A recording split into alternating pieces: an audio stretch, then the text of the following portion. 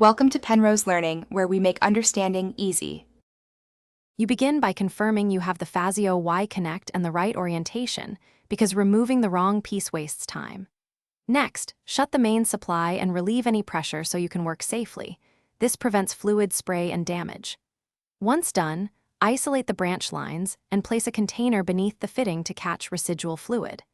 Make sure you have an adjustable wrench, pliers, rags, and a small sealant tube ready before you touch the fittings.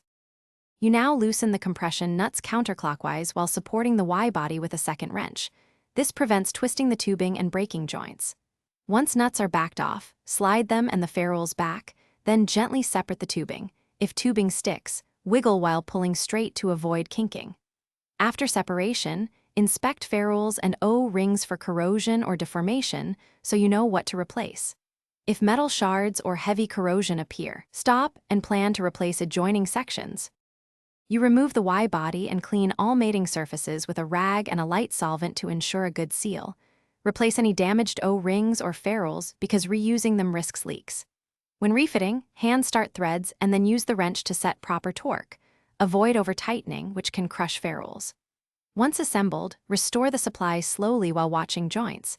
If you see a small seep, stop, relieve pressure, and tighten slightly. Troubleshooting tip: if persistent leaks.